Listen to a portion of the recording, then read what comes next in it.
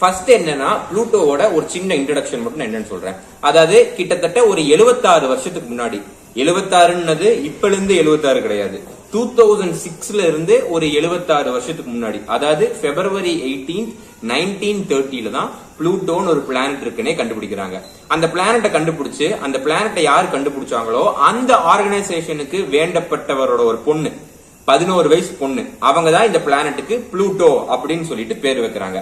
So இந்த பிளானட்டுக்கு ப்ளூட்டோன்னு பேர் வச்சதுக்கு அப்புறம் இதுதான் நம்ம சோலார் சிஸ்டத்தோட 9th மேஜர் பிளானட், ஆர் இதுதான் நம்ம சோலார் சிஸ்டத்தோட 9th பிளானட், 9வது கோள் அப்படின்னு சொல்லிட்டு முடிவு பண்ணிட்டாங்க. ஆனா என்ன ஆச்சுன்னா 1930ல இருந்து 2006 வரைக்கும் ஏகப்பட்ட ரிசர்ச்சஸ், ஏகப்பட்ட சயின்டிபிக் டெக்னாலஜிஸ் எல்லாம் உருவாகுது.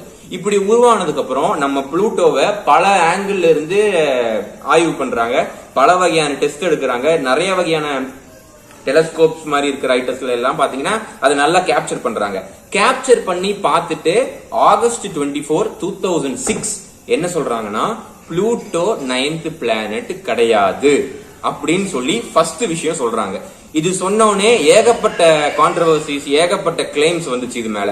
அது எப்படி நீங்க ப்ளூட்டோவை 9th பிளானட் இல்லைன்னு சொல்வீங்க, அது பிளானட் தானே அப்படின்னு சொல்லிட்டு அதுக்கு ஆஸ்ட்ரோநாட்ஸ் அதாவது சயின்டிஸ்ட் ஒரு வகையான எக்ஸ்பிளனேஷன் கொடுக்குறாங்க.